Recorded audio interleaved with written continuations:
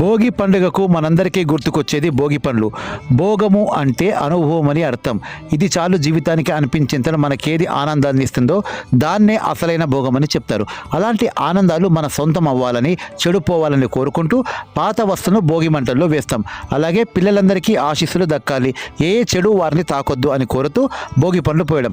ఈ వేడుకలో పూలు, రేగుపండ్లు, నాణాలు, చెరుకుగడ ముక్కలు అన్నీ కలిపి వాటికి పిల్లలకు దిష్టి తీసి తిప్పి వారి తల మీద పోస్తాం. ఈ ప్రక్రియలో రేగు పండ్లే భోగి పండ్లు.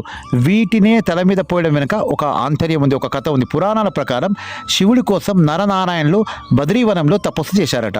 వారి తపస్సుకు మెచ్చి దేవతలు వారి తలల మీద బద్రీ ఫలాలు అంటే రేగు పండ్లను వర్షంలో కురిపించారట. పిల్లలను ఆ నారాయణుడిగా భావించి సంక్రాంతి ముందు రోజు భోగి పండ్ల పేరుతో ఇలా రేగు పండ్లను పోసే సాంప్రదాయం వచ్చిందంటారు. పిల్లలు పుట్టినప్పుడు మాడు మెత్తగా ఉంటుంది, దాన్ని బ్రహ్మరంధనంగా భావిస్తారు. రేగు పండ్లు తల మీద పోసినప్పుడు దాని నుంచి వచ్చే సువాసనలు దాన్ని ప్రేరేపితం చేస్తాయట. తద్వారా జ్ఞానం పెరుగుతుంది, ఆరోగ్యంగా జీవిస్తారని నమ్మకం. సంక్రాంతి సూర్యుడి పండుగ కాబట్టి సూర్యుడిని పోలిన రూపం, రంగులో ఉండే రేగు పండ్లను పోయడం ద్వారా ఆరోగ్యానికి కారకుడైన ఆ సూర్య భగవాని ఆశీస్సులు కూడా దొరుకుతాయని మరో నమ్మకం.